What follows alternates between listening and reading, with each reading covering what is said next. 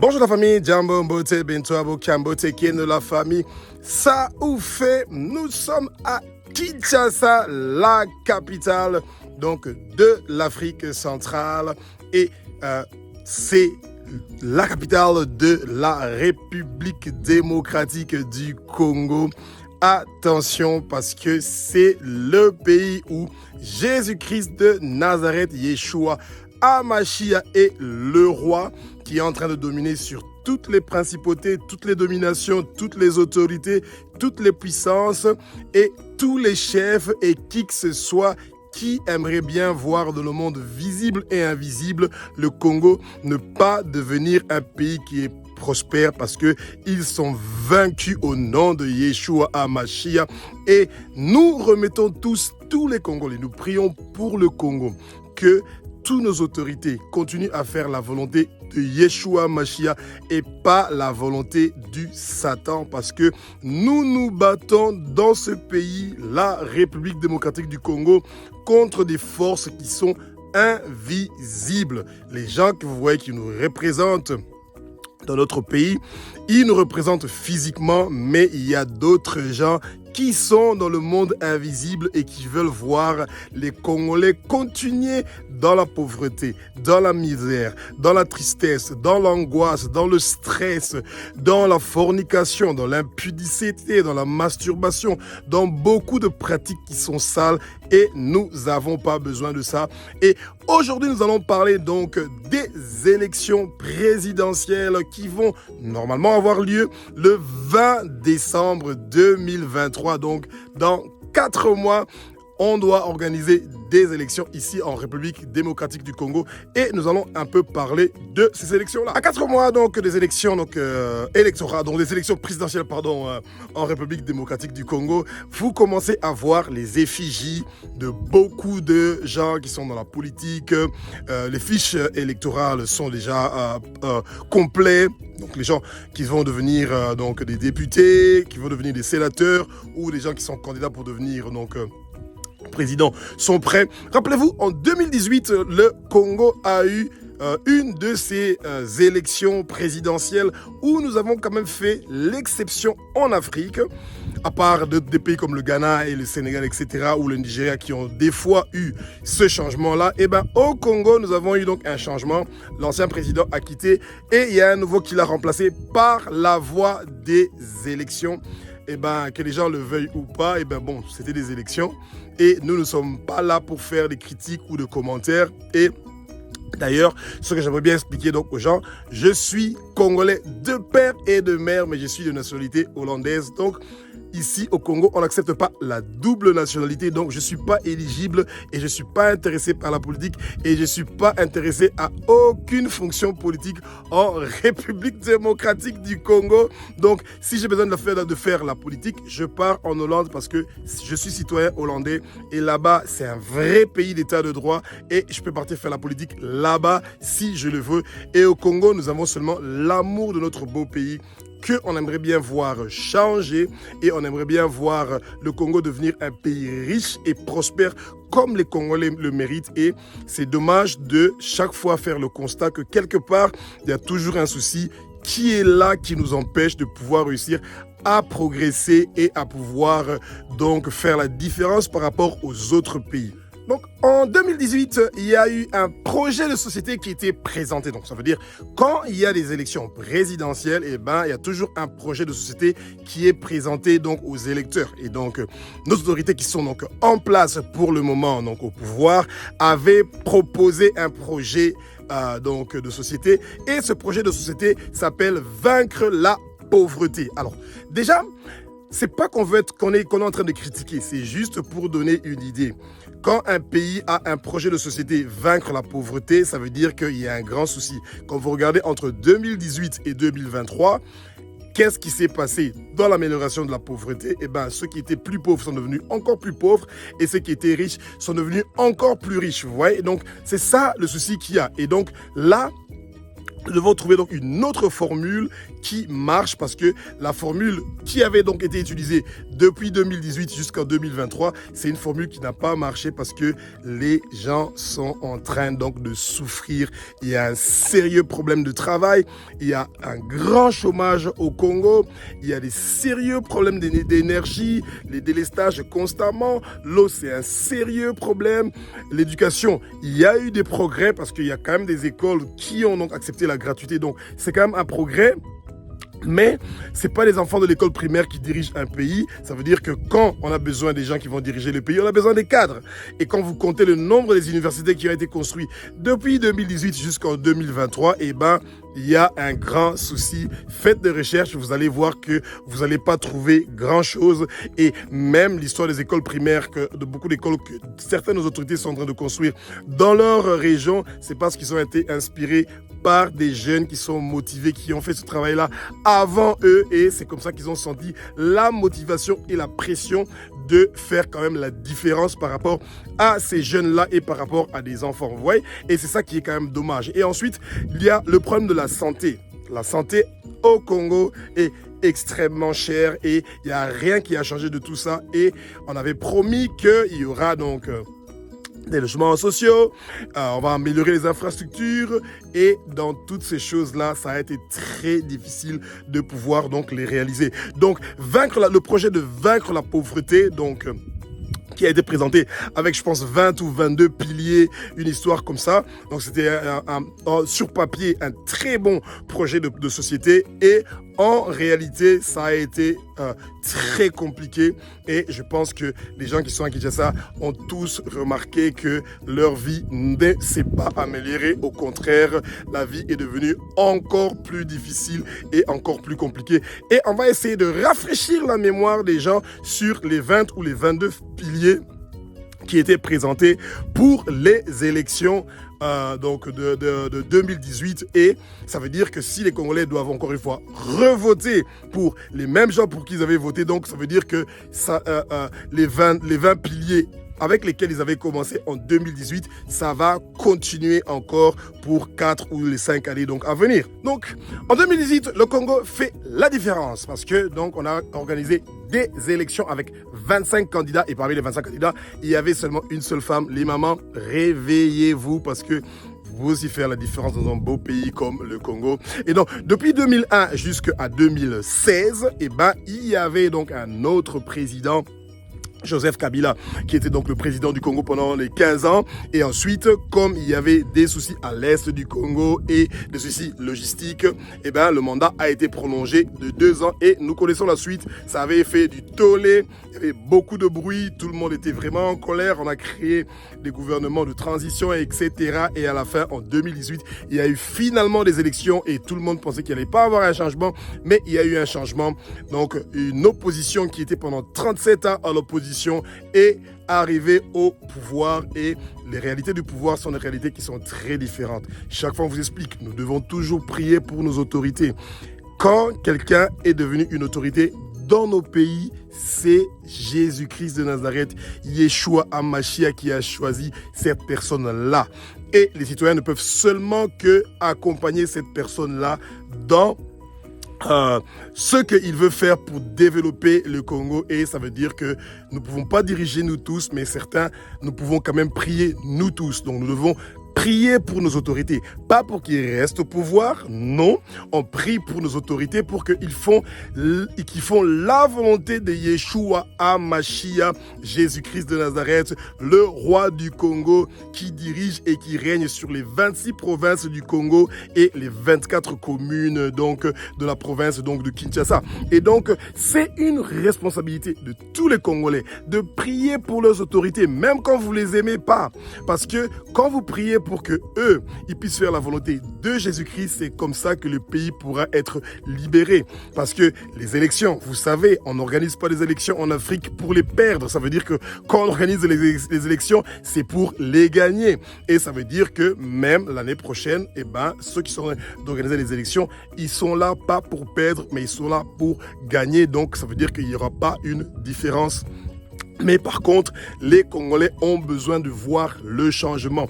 Et le changement peut seulement venir par une prière intense et un changement des valeurs, des mentalités. Nous ne devons pas seulement parler de Yeshua HaMashiach dans nos bouches, mais nous devons, dans notre cœur, avoir la foi que le Congo va changer et qu'on ne va pas continuer à nous exploiter comme on sait très bien le faire jusqu'à aujourd'hui. Et c'est toujours les Congolais qui sont les dupes de tous ces gens qui sont de venir prendre quelque chose de notre pays et emmener ça chez eux. Et ensuite, nous restons les mains bredouilles parce que nous ne sommes pas organisés, nous ne sommes pas structurés et nous sommes très méchants. Au Congo, on est content quand quelqu'un échoue ou quand quelqu'un ne réussit pas à faire quelque chose. Vous savez, ce qui est très triste, c'est quoi ?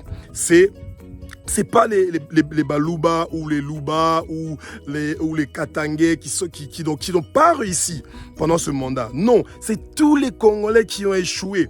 Parce que quand nous sommes à l'étranger, etc., on ne fait pas de différence entre celui-là et celui-là et celui-là du tout. C'est nous tous qui sommes mouillés parce qu'on n'a pas réussi à faire la différence. On n'a pas réussi à se démarquer. On n'a pas réussi à pouvoir soulever ce beau pays. On n'a pas réussi à motiver les citoyens à changer de mentalité, à faire partir la corruption, à réduire les dépenses, à augmenter les recettes. Donc, il y a beaucoup de points sur lesquels nous, je dis bien, nous avons échoué parce que c'est tous les Congolais qui ont échoué. Quand il y a les autorités qui sont en train donc d'échouer, c'est nous tous les Congolais qui sommes en train d'échouer. Et on doit tous réfléchir ensemble comment nous pouvons faire pour que le Congo voit vraiment le grand changement que nous attendons. Que la majorité des pays africains sont des jungles sans loi où la règle est très simple, ceux qui sont puissants ont le dernier mot à dire en matière de justice. Ça veut dire qu'il n'y a pas de justice équitable. Et au Congo, nous ne faisons pas une exception. Ça veut dire que quand on est puissant au Congo, on a plus de droits que les plus pauvres et ça veut dire qu'on peut arracher leur maison, on peut arracher leur terrain, on peut arracher leur droit de vivre, leur droit d'éducation, leur droit de santé, leur droit de logement et la suite elle est très longue et le Congo ne fait pas donc une exception dedans et une des motos qui a été utilisé, c'était l'état de droit. Et bien l'état de droit, c'est celui qui donne donc la voix aux sans-voix. Et je pense qu'on a réussi à le faire au Congo. Oui, je vais vous expliquer pourquoi. Et bien c'est parce qu'il y a beaucoup de gens au Congo qui méritent d'être en prison, mais qui ne sont pas là-bas. Et c'est pour ça que c'est ça qu'on appelle état de droit. Les gens qui doivent être en prison, mais ils ne sont pas là-bas. Et ceux qui devaient ne pas être en prison, ceux qui devaient plutôt être donc en prison, ils sont donc dehors. Et ceux qui sont dehors sont ceux qui devaient être donc en prison, vous comprenez? Et donc, chaque fois qu'il y a des sommes faramineuses, colossaux qui sont en train de disparaître dans les caisses de l'État et que ces gens sont censés être dans des prisons ou que ces gens sont en train de retourner de l'argent parce qu'il y a toujours un grand spectacle pour annoncer qu'il y avait de l'argent qui avait disparu, mais il n'y a jamais un grand spectacle quand l'argent est en train de retourner donc dans les caisses de l'État. We want our money back. On veut notre argent de retour. Et quand l'argent est en train de retourner, on doit nous dire qu'on nous a retourné notre argent.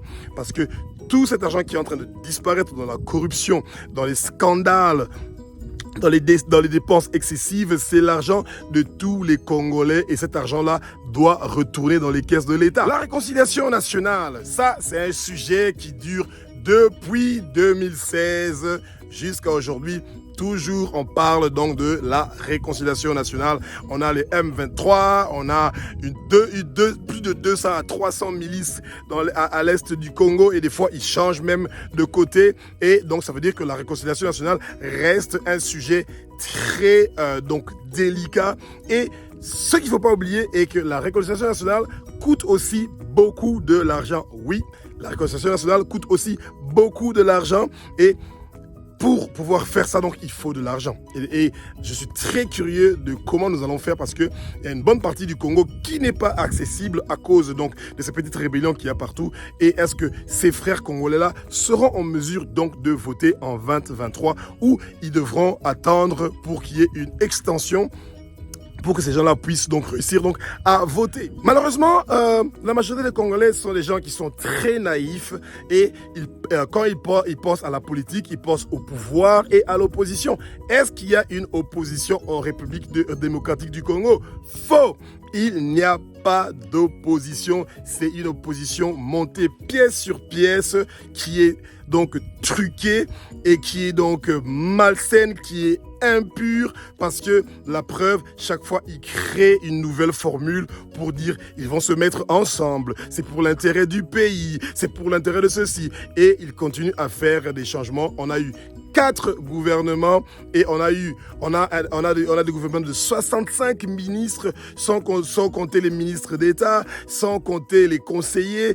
Donc on a vraiment donc des autorités qui budgétivores, donc ils sont en train vraiment de sucer le budget et l'argent du pays. Et entre-temps, les citoyens sont en train de vivre dans la pauvreté. Donc, qu'est-ce que les Congolais vont voter en 2023 si les élections auront lieu? Eh bien, les Congolais ont besoin d'avoir du travail. Les Congolais ont besoin de l'éducation pour les enfants. Les Congolais ont besoin d'avoir une santé gratuite pour tous les Congolais. Les Congolais ont besoin d'avoir des infrastructures. Les Congolais ont besoin d'avoir des logements. Les Congolais aimeraient bien être respectés au niveau international. Quand on voit le passeport congolais, on se dit c'est un pays qui est intéressant. Vous vous imaginez, tout le monde a une partie du Congo dans son téléphone, dans sa télévision, dans le micro-ondes, dans les avions. Donc tout ce qui chauffe et qui prend de l'énergie, il y a du Congo dedans, vous vous imaginez. Mais entre-temps, les Congolais ne sont pas pris en considération, ils ne sont pas considérés, ils sont minimisés, ils sont marginalisés et ce sont des choses qui ne sont pas intéressantes et ces choses-là doivent absolument changer. Et donc, ce qu'on est en train de vous expliquer, c'est Donc, quand on avait proposé le projet de société en 2018 par les autorités actuelles, eh ben, ils avaient dit que c'est en 10 ans qu'ils auront besoin de 86 milliards et que ces 86 milliards-là allaient sortir donc des recettes du Congo, ce qui est mathématiquement impossible que le Congo puisse trouver 86 milliards. Donc ça veut dire que quand on avait préparé donc de dépenser autant d'argent en 10 ans, et bien cet argent-là ne peut seulement être disponible que en 20 ans. Donc c'est déjà mal parti pour que les Congolais puissent réussir à voir des bonnes choses se réaliser. Et donc nous espérons qu'il va réellement avoir un changement. Et vous avez vu, à part le dollar, et ben il y a le panier de la ménagère qui continue à subir des dégâts incroyables. Le prix de l'huile a augmenté, la farine de maïs, la farine de manioc, la viande, n'en parlons pas. Les gens ont oublié le goût de la viande. Le poisson, c'est du surgelé. Le poulet, c'est du surgelé. Les œufs sont importés. Tout le secteur agroalimentaire est complètement importé et les Congolais sont en train de rien produire par rapport à l'offre et la demande. Donc ça veut dire qu'on a plus de demandes au Congo que ce qu'on est en train de produire et il manque les infrastructures pour pouvoir désengorger, désenclaver les coins qui sont très saturés. On est compactés tous à Kinshasa. Pourtant, juste sur les alentours de Kinshasa, il y a moyen de pouvoir faire des bonnes activités et qu'ils puissent avoir des bons changements dans ce que nous sommes en train de faire. La lutte des antivaleurs. Alors ça a toujours été un motto de beaucoup de campagnes. Donc la lutte contre les antivaleurs, ça a toujours été un grand motto pour donc la majorité des campagnes et ça veut dire donc éradiquer la corruption, donc réduire les dépenses excessives, etc. Et donc il y a toujours beaucoup de commotion concernant ces histoires-là et il y a toujours un souci de la bonne gouvernance comme nous l'appelons. Et ben la bonne gouvernance c'est toujours celui de montrer les exemples. Quand vous voyez nos autorités sont en train de prendre les routes sens unique et que c'est pas ça l'exemple qu'ils doivent montrer aux citoyens. Et la preuve, directement, les gens qui sont dans les motos, quand ils sont en train de passer, ils sont directement derrière eux et il n'y a personne qui est en train de les déranger. Ça veut dire que la bonne gouvernance est celui d'être exemplaire. On montre l'exemple aux autres de comment nous devons bien faire les choses et comment nous devons faire les choses d'une façon très polie, d'une façon organisée et structurée.